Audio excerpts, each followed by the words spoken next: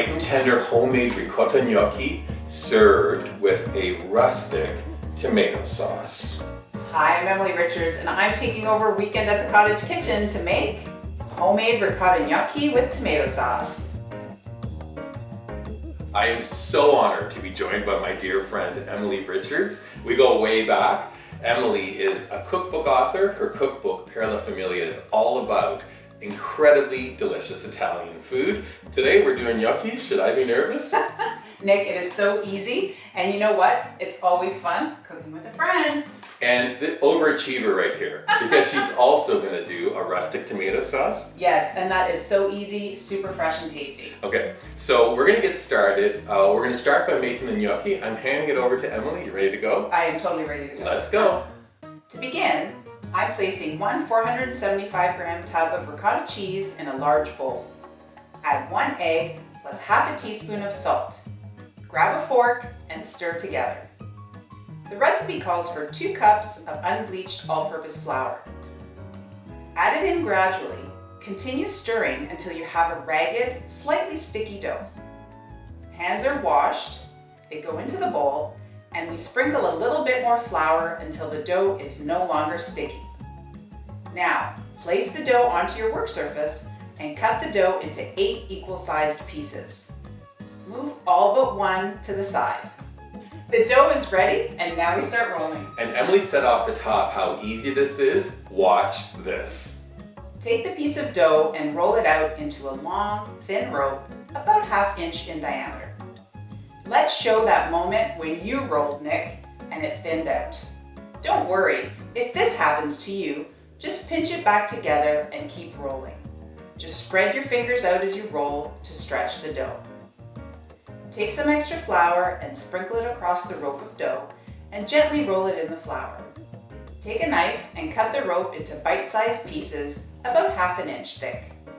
Sprinkle the gnocchi with a little bit of flour. This prevents them from sticking to each other. Toss them and then transfer to a parchment paper lined baking sheet. Remember, there's more dough to the side, so repeat. So now the gnocchi are done? Yes, but you have an option. Okay. You can cook them right away or place the baking sheet in the freezer for a few hours to freeze the gnocchi. Once frozen, simply transfer to a storage bag or container, freeze, and then cook from frozen as desired. But wait, there's more. There is. My family loves a special feature, ridges. And those ridges help the sauce cling to the pasta. So 2 options.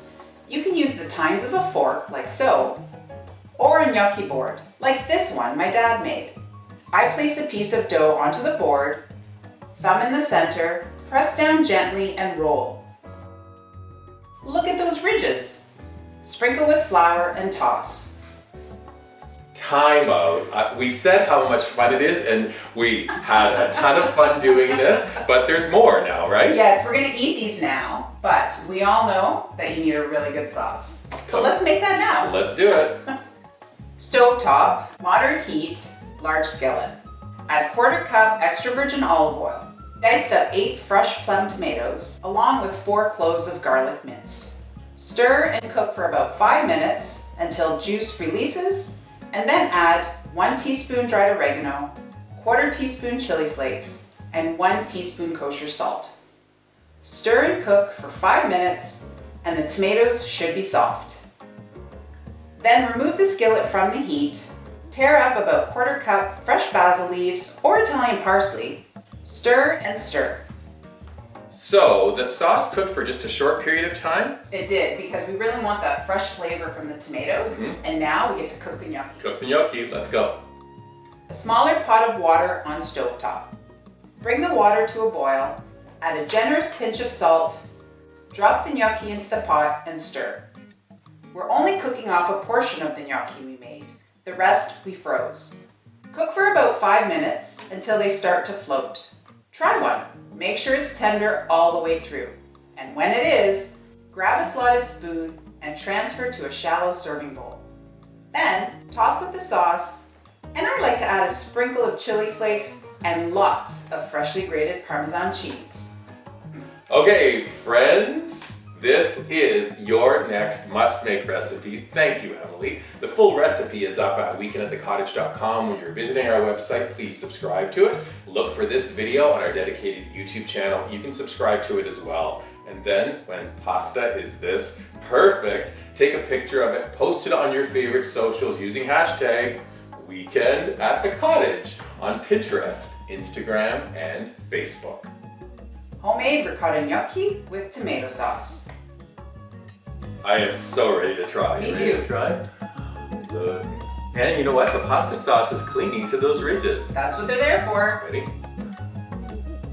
Oh, like super light. Mhm. Cheesy. Tomato. So delicious. I love it. More.